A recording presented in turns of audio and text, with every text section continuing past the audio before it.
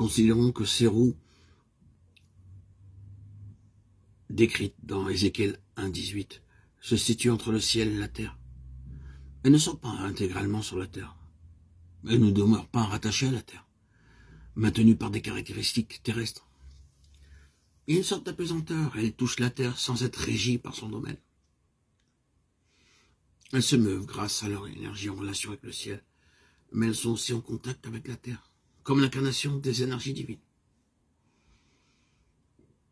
Cela nous dit, parmi bien d'autres choses, que les intérêts de Dieu, ses activités, et que le trône de Dieu ne sont pas à l'écart des choses qui sont ici sur cette terre.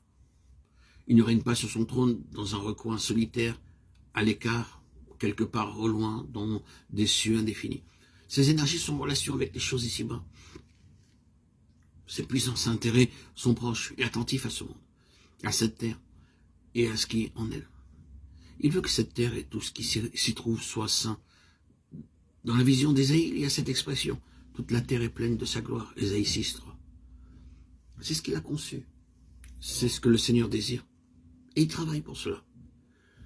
Et nous savons, d'après la description de la fin, qu'elle en sera ainsi.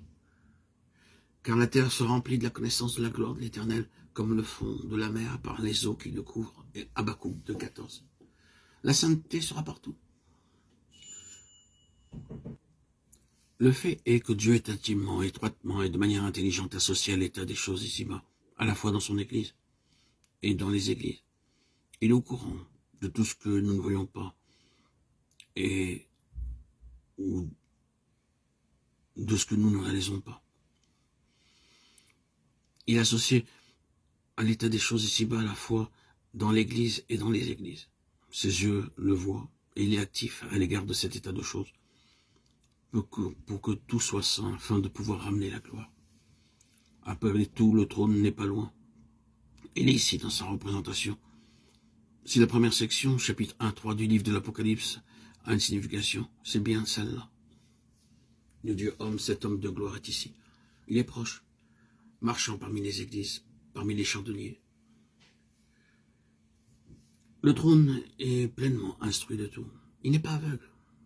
Il n'est jamais trompé par quoi que ce soit. Le trône est actif et son activité peut se voir à travers toutes les expériences dans lesquelles nous entrons. Le trône est déterminé pour avoir en fidélité partout et en toutes choses cette gloire. Ce symbolisme merveilleux des êtres vivants et des roues est une manifestation de cette activité du trône. Ce trône n'a pas renoncé parce que les choses sont mauvaises. Il poursuit toujours son but pour avoir un domaine qui puisse être rempli par la gloire. Que le Seigneur interprète et écrive profondément tout cela dans nos cœurs et le garde chaque jour dans notre conscience. Ce message n'est pas destiné pour la mort, mais pour la gloire de Dieu.